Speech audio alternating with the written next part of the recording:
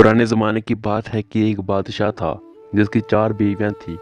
बादशाह अपनी चारों बीवियों से बहुत मोहब्बत करता था और इन्हें ज़रूरत की हर चीज़ मुहैया करता था।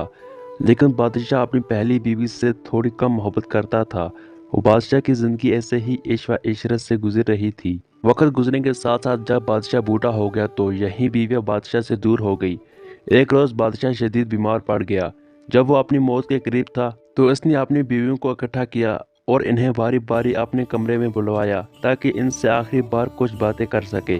चनाचा जब चारों बीवियां जमा हो गई तो बादशाह ने सबसे पहली चौथी बीवी को अपने कमरे में बुलाया। बादशाह अपनी चौथी बीवी को सबसे ज्यादा प्यार करता और इसे महंगे लिबास और जेवरात से सजा कर रखता था। बादशाह इसको कहने लगा कि मैं मरने वाला हूँ और मैं कब्र में तन्हा नहीं जाना चाहता। क्या तुम कब्र में मेरे साथ जाना पसंद करोगी? बादशाह की चौथी बीवी ने अफसोस के साथ जवाब दिया कि मैं ऐसा नहीं कर सकती, और फिर खामोशी से वहां से उठी और कमरे से बाहर निकल गई। फिर बादशाह ने अपनी तीसरी बीवी को बुलाया।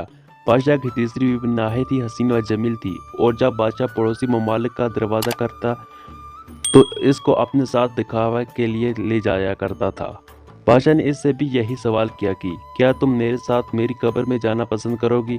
लेकिन इस बीवी ने भी अफसोस के साथ कहा कि बादशाह सलामत, मैं आपकी ये ख्वाहिश पूरी नहीं कर सकती। मैं अपनी ज़िंदगी से मोहब्बत करती हूँ और आपके मौत के बाद मैं दोबारा शादी कर लूँगी। ये जवाब सुनकर बादशाह को बहुत दुख हुआ। फिर बादशाह ने अपनी दूसरी बीवी को बुलाया। बादशाह को पूरा यकीन था कि ये इसे धोखा नहीं देगी, क्योंकि जब कभी बादशाह परेशान होता या इसे मदद चाहिए होती तो यही बीवी बादशाह के काम आती थी। अब बादशाह ने इस बीवी से वही सवाल किया कि क्या तुम मेरे साथ मेरी कब्र में चलोगी?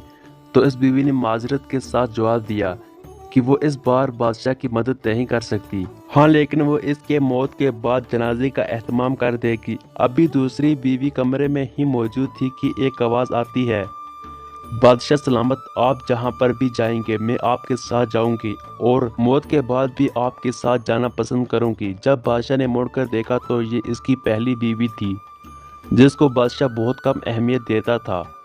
बादशाह ये देखकर बहुत शर्मिंदा हुआ और कहने लगा कि मुझे अफसोस है कि मैं तुम्हारी अच्छी तरह से देखभाल ना कर सका और अपने किए पर शर्मसार हो गया।